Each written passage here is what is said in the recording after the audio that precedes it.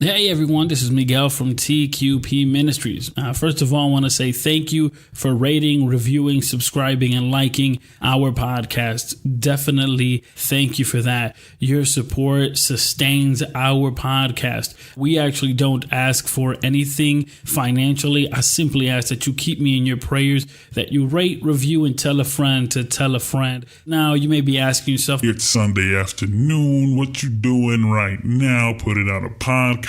Listen, I wanted to share with you an experience that I had with my mother when she was alive. I know many of you today are sharing this day with your mothers. I hope you are. And many of you have the ability to do so. And others are in the same position as me, where our mothers have passed away. I want to take the moment to say Happy Mother's Day to all the mothers who work the 2 jobs, work the overnight, go to school, put the kids to bed, wake up real early, just grind it out. My wife is such a phenomenal mother to our children. And my mother has left a legacy that will echo on in eternity, lessons that I'm even teaching my daughters today.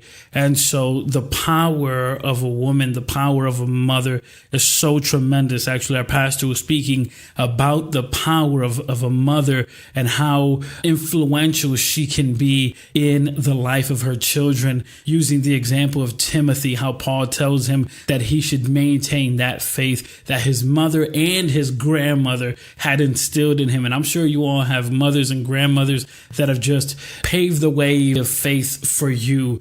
And I know in my life I've had that. My grandmother passed away not too long after my mother did, but there's been women that have been in it just there, my mother-in-law and other women that have been in my life that have been so influential. So I just wanted to take a moment today to first of all just wish you all a happy Mother's Day, but also share with you this experience that I had with my mother.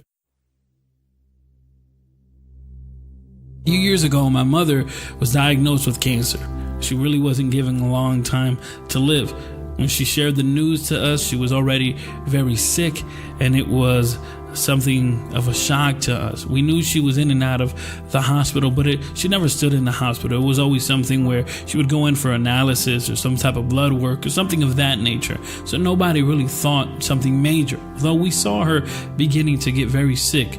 Well, when she shared the news, we were all very shocked. Shortly thereafter, she went straight into the hospital, and I was there the last day that my brothers and sisters and I had devised an agenda. We would stay particular hours or days or nights with my mother. And I had the opportunity and the flexibility and the blessing of being able to take some time off of work and to dedicate a very long amount of time with her in the hospital. And I remember that there was one particular day that I was there with her in the hospital. She was laying in her bed. She had some IV attached to her. And it was middle of the night. And I was awake because I was doing some work on my laptop. And as I was doing some work, I remember that it was 5 a.m. No alarm clock. No assistance whatsoever. My mother opened her eyes. She starts moving around. So when I saw her fidgeting, I looked over to where she was. I'm like, what are you doing? You're supposed to be asleep. You don't have a lot of strength. What are you doing? You want me to get a nurse? What do you want me to do here? And she said, don't do anything. I don't want you to do anything. And do you want me to help you? No, I don't need your help. So she began to move, and as she began to move, an alarm sounded off, and the nurse ran into the room. And the nurse comes into the room, and she begins to look at me, and she says, what is she doing? Now, let me say this. The reason the nurse addressed me is because my mother's first language was not English. It was Spanish. And so the nurse looked at me and said, what is she doing? And I said, I don't know. And I began to look at my mom. Get the what I say? What are you doing? The nurse wants to know, what are you doing? I don't know what you're doing. My mother looked at me and said, tell her to relax.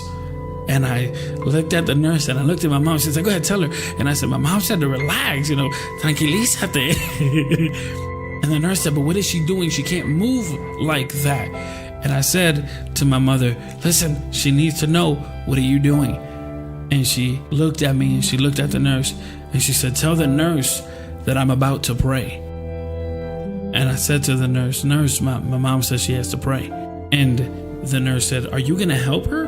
And I looked at my mom, and my mom didn't speak English, but she understood it, and she looked at me and said, I'm okay. The nurse walked away and said, well, if you guys need help, let me know, sound the buzzer or whatnot. 5 a.m., IV attached, diagnosed with cancer, not given too much time to live. She gets on her knees, she begins to pray. And at that moment, I stopped what I was doing. I closed my laptop and I went to my knees. And I said, man, if this woman diagnosed with cancer, not given too much time to live, can at 5 a.m. get up and pray, who am I to say I don't have time to dedicate to God? So I don't know what your 5 a.m. looks like, but take out some time and dedicate it to God. He is more than faithful.